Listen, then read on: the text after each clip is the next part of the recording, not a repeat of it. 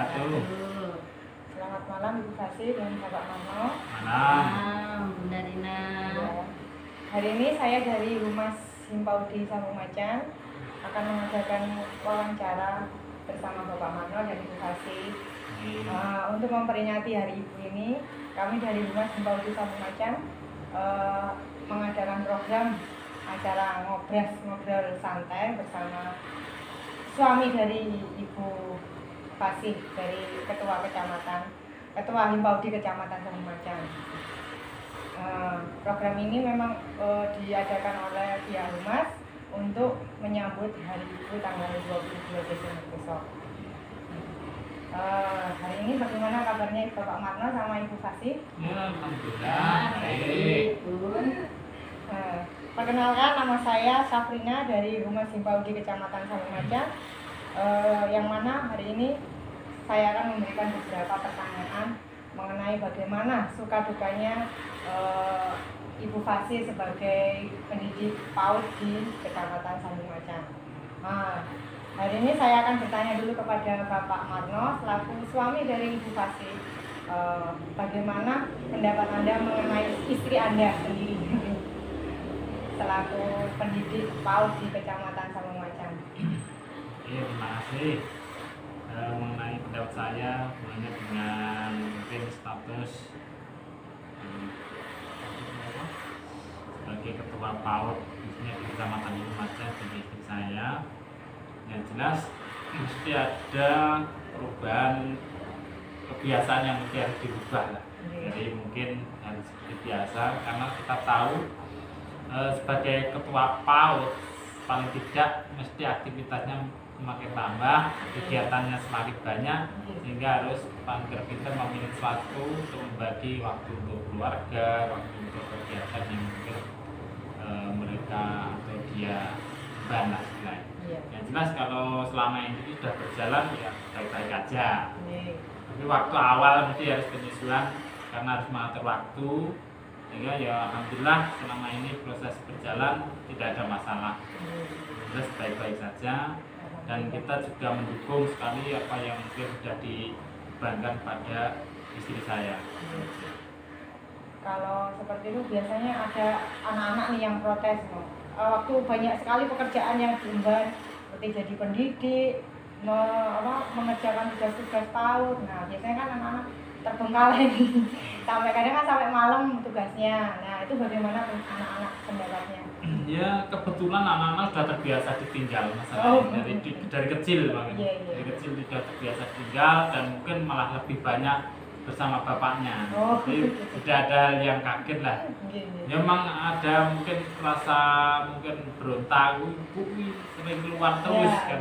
Tapi itu tidak ada masalah dan mereka sudah mengerti sendiri dan mungkin menjadi hal yang biasa lah bagi anak-anak. Kebetulan kan juga sudah besar, yang kecil itu kelas 3 SD, yang besar sudah kelas 3 SMA, jadi tidak ada masalah di kita.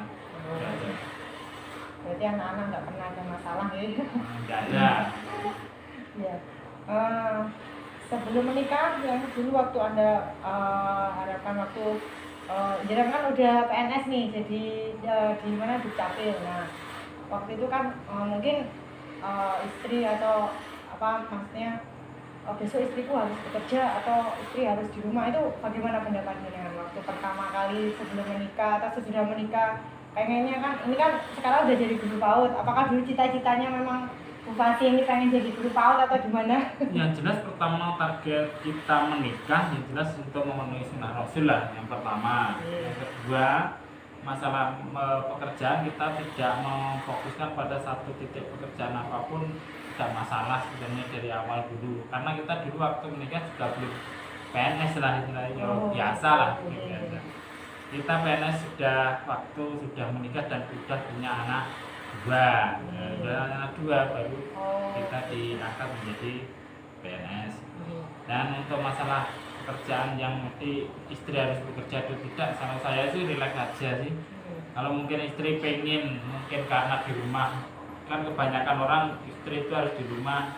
Kalau saya tidak seperti itu, ya monggo lah kalau memang itu menjadi istilahnya beban mereka kalau di rumah, yang menjadi mencari aktivitas di luar nggak masalah, sepanjang itu memang benar-benar istilahnya tanggung jawab dia. Mungkin entah itu digunakan sebagai contoh, kalau sekarang itu menjadi ketua PAUD di PAUD di Kecamatan Kalimantan ini maksudnya, ini tidak jadi masalah buat saya, malah justru biarlah kalau saya memberi ruang gerak kepada istri saya agar menambah pengalaman lah Iya. berorganisasi. Iya. Itu aja. Jadi nggak cuma Ya.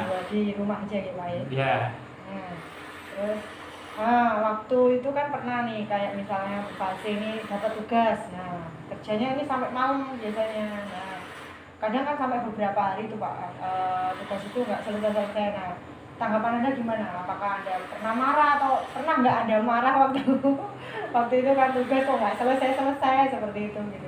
sepanjang yang dia kerjakan adalah memurni tugas yang harus diselesaikan, karena itu menjadi tanggung jawab di istilahnya dia sebagai pimpinan lah istilahnya, ketua, maka itu tidak jadi masalah bagi saya, karena kebetulan kita juga sibuk sendiri-sendiri lah. Ada waktu-waktu tertentu yang mungkin kita bagi untuk bersama, tapi ada waktu-waktu yang mungkin Union Sewu dia punya kesibukan sendiri yang harus diselesaikan, di mana saya nggak bisa bantu, ya mau harus diselesaikan sampai selesai.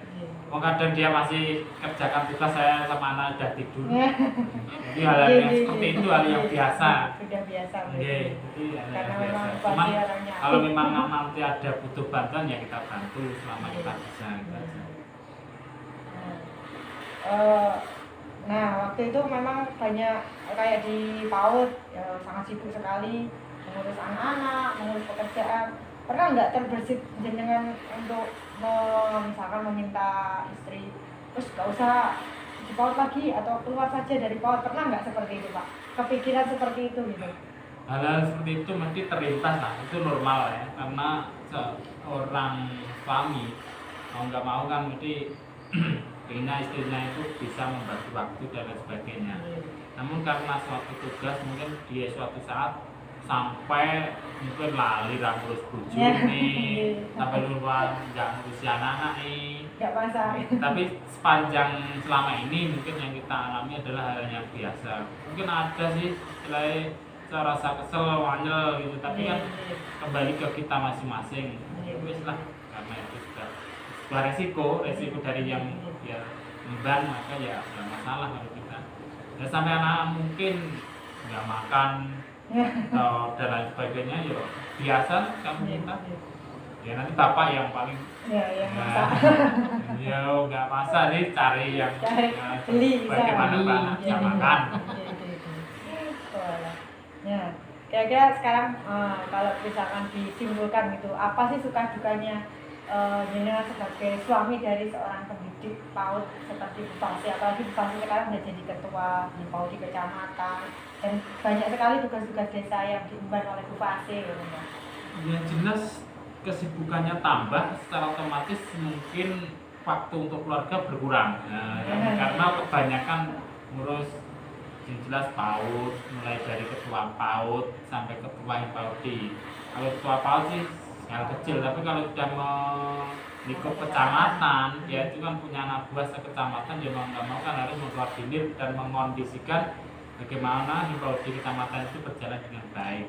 Dengan hal tersebut, dia mau nggak mau kan mesti harus berpikir keras, mungkin kegiatan banyak yang diikuti, itu udah menjadi hal yang biasa lah dari kita. Mungkin awal ya rodok, waduh, kalau jadi ketua ini mesti tambah tugas sibuk yo, tambah kakopen jelas ya gitu.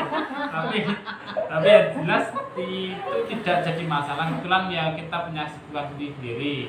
Ya cuman mungkin anak-anak yang mungkin kadang mungkin nggak ada temannya. Kebetulan ya ada sisi positif dari waktu daring selama ini, jadi anak-anak bisa di rumah, ada temannya dan lain sebagainya. Kalau mungkin sekolah kan ibunya sering sibuk, biasanya ya anak itu pulang ke tempatnya bapak saya betul aja dekat lah, cuma nanti waktu jemputnya ya nunggu sampai kegiatan ibunya selesai baru jemput. Suka dukanya seperti itu terus. Terus paling ya senengnya ya kalau ibu ini selesai, tugasnya selesai, ada kebanggaan tersendiri. Itu kalau udah selesai. Hmm. Padahal banyak yang belum selesai. Nah itu yang jadi Cuman PR. yang jadi PR juga kan, yang saya tekankan mungkin dari istri saya adalah pengabdiannya itu harus dijalani dengan ikhlas, karena pengabdian selama menjadi guru PAUD adalah fondasi dasar awal pembentukan karakter anak. Dan itu pun tidak ada istilahnya gaji apapun gitu. Maka harus dengan ikhlas, dan insya Allah nanti akan ada balasan di dalam bentuk yang lain lah. Mungkin anaknya jadi pinter, mungkin rezekinya mungkin jadi lancar, atau yang lain lah. Jadi seperti itu yang kita tekankan. Yang jelas tidak boleh mengeluh kalau saya sama istri. Ya, mungkin kadang ada penat juga, mungkin gini-gini ya paling kita kerjanya biasa, kesel karena kan menyambut kain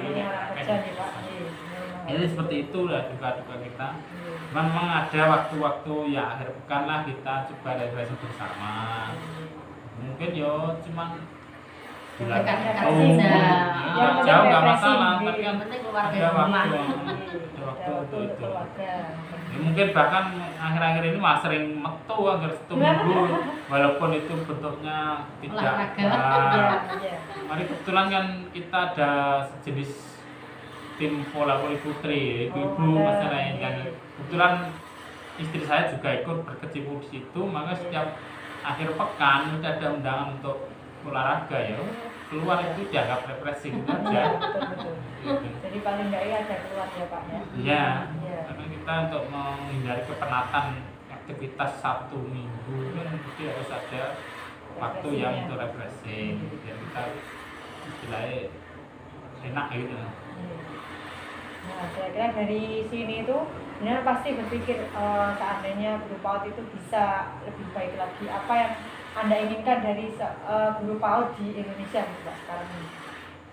Yang jelas karena fondasi dasar awal suatu pendidikan itu dimulai dari awal, dari bawah. Nah, kebetulan PAUD sendiri zaman Pak SBY itu dijadikan sebagai fundament dasar untuk pembentukan karakter. Ya kita berharap pada pendidik PAUD semestinya yang mendidik dengan seterus-terusnya, mulai dari mungkin cara makan, cara berpakaian, cara sopan santun dan sebagainya.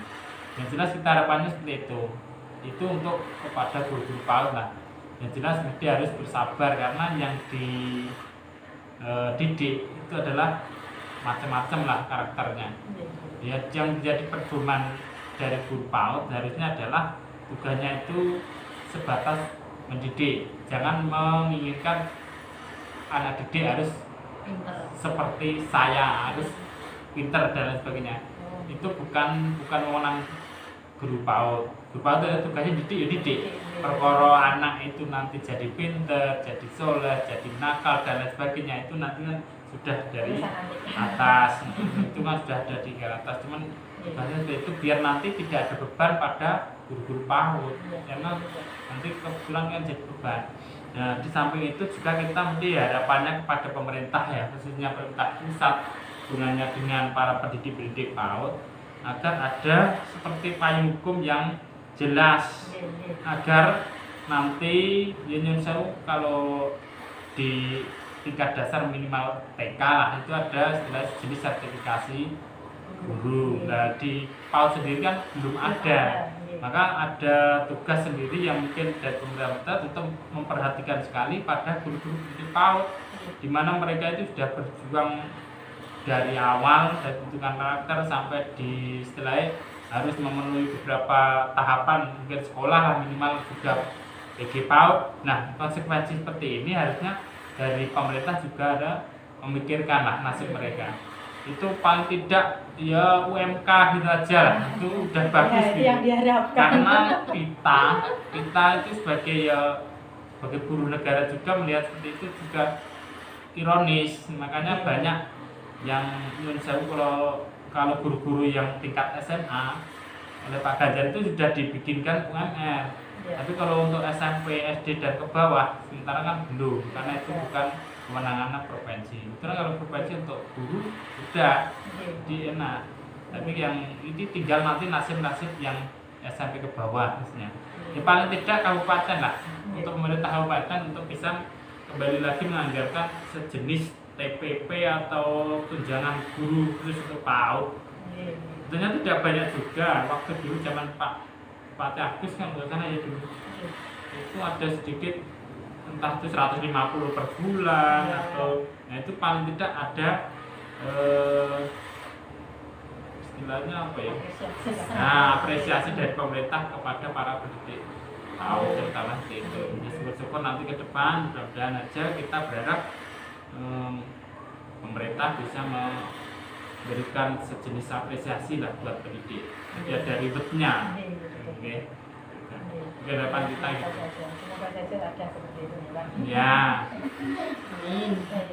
Nah sekarang untuk Bu Fasi sendiri, bagaimana Bu Fasi Anda sebagai pendidik sekarang dari menjadi ketua Himpauti kecamatan, kesan dan kesannya gimana? Menjadi seorang ketua Himpauti. Iya, terima kasih. Bagi saya menjadi seorang ketua itu rasanya berat, Mbak. Berat, sangat berat sekali karena apa ini? Tanggung jawab. Karena tanggung jawabnya itu besar dan ketika mungkin saya tidak bisa menyelesaikan tanggung jawab saya itu merasa bersalah. Apalagi ketika misalnya sudah dapat info dari mana-mana, terus mungkin dari kecamatan saya ketinggalan, itu saya merasa bersalah sekali dan menyesal gitu Mbak.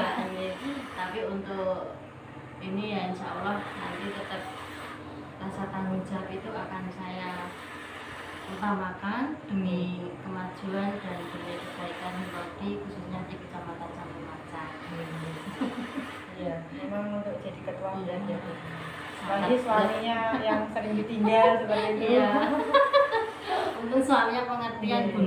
Kalau yang pengertian wah saya mungkin sudah harus kamu di rumah aja nggak usah kemana-mana, mungkin seperti itu. Pak Mama berarti termasuk orang yang sabar ini. Sangat sabar. Sangat sabar sekali. Iya, mungkin malah sabar suami saya daripada saya. Betul, ya, tak lihat seperti itu. Dan sekarang untuk Pak Mano lagi nih. Selama Bu Fasi menjadi pendidik itu pernah nggak ya Bu misalkan Pak Mano pengen terus kamu nanti gak usah maksudnya pengen kerja yang lain aja gitu, menyuruh untuk kerja yang lain misalkan jadi guru SD atau guru TK gitu Pak, pernah nggak terpikirkan? Karena di PAUD kan nggak ada sertifikasi kayak di TK kan ada sertifikasi seperti itu. Nah pernah nggak dengan mengarahkan udah kamu masuk TK aja biar dapat sertifikasi seperti itu, pernah nggak Pak? Ya kalau pikiran itu mungkin terbesit juga ada, cuman kita kan nggak seperti itu ya. Prinsip saya itu selama itu ada istilahnya kesempatan untuk dijalani, dijalani aja. Nanti kalau memang ada kesempatan untuk istilahnya ke yang lain, ada kesempatan mungkin untuk dicoba, ya mesti harus dicoba. Baru nanti kalau memang itu istilahnya seperti bagiannya, dan kebetulan mungkin diterima, nah itu kan konsekuensi dari pilihan nanti yang harus dipilih. Tapi yang jelas saya belum pernah mengarahkan itu belum pernah. Yang jelas pokoknya jalani baik saat ini. Nanti kalau memang ada kesempatan dan itu memungkinkan untuk bisa ikut, ya ikut saja, nggak masalah. Tapi yang jelas belum pernah saya menyuruh, mau mandek gue kerja di mana, itu belum pernah. Malah itu kadang malah saya kadang itu yang kepingin, kadang kan gimana ya kerja kok kayak gini, tidak ada apa-apa, itu manusiawi kan Bu ya, kita nggak munafik lah, yang namanya orang kerja itu pasti ingin dapat imbalan. Tapi ya kita kembali lagi ke awal, niat kita itu tadinya seperti apa. Niat kita terjun ke sana kan kita sudah tahu, oh ternyata ekonomi tidak ada gajinya, berarti kita memang harus ikhlas lillahi ta'ala untuk mengemban amanat ini. Dan insya Allah dengan keikhlasan kita mungkin Allah akan membalasnya seperti yang lain seperti ini. Semoga kita menjadi ikhlas lah ya, karena ya di situ nggak ada gaji ya, dan kita mendidik anak-anaknya orang gitu, dan kita apa ya istilahnya ya nggak ada apa-apanya ya. Tapi kalau anak-anak seneng itu pasti anak-anak pintar itu kita yang seneng. Kita ya seneng ya. Terus ini Mbak Anu Bun, ini ya alhamdulillah ya untuk di PAUD saya itu kebetulan sudah bersinergi dengan desa, sehingga dari desa itu sudah dianggarkan dari dana desa itu per bulannya 300. Jadi alhamdulillah kami sudah bisa menikmati selama mulai dari tahun 2016. Awalnya itu 250 per bulan dan sekarang alhamdulillah naik menjadi 300 per bulan. Ya, itu seperti berarti kan alhamdulillah sudah desa sudah memberikan bentuk honor meski nominal tidak seberapa tapi tetap kita syukuri. Ya alhamdulillah, Ya. makanya sudah ada apa itu perhatian dari Ya. desa sendiri. Ya. Ya, udah itu aja pertanyaan dari saya. Ya. Terima kasih banyak Pak Marno selaku Ya. suami dari Ibu Fasih sudah memberikan curhatan-curhatan bagaimana suka dukanya menjadi suami dari seorang pendidik PAUD yang notabene nggak ada gaji, terus kerjaannya banyak, Sering pulang pulang. malam, sering tinggal dan sebagainya. Tapi Pak Marno dengan sabar sekali selalu mendukung, mensupport, mendukung istri dimanapun berada. Terima kasih Bapak Marno dari Ibu Fasih. Semoga Ibu Fasih nanti menjadi guru yang mendapatkan berkah dan Pak Marno juga menjadi suami yang tetap sabar, mendukung istri dan selalu mensupport untuk segalanya. Terima kasih atas segalanya. Assalamualaikum warahmatullahi wabarakatuh. Waalaikumsalam warahmatullahi wabarakatuh. Demikian teman-teman semuanya, kita sudah berbincang santai bersama Ibu Fasih dan Bapak Marno selaku suami dari Ibu Fasih selaku Ketua Himpau di Kecamatan Samumajan. Sampai ketemu lagi di lain kesempatan. Assalamualaikum warahmatullahi wabarakatuh. Waalaikumsalam warahmatullahi wabarakatuh.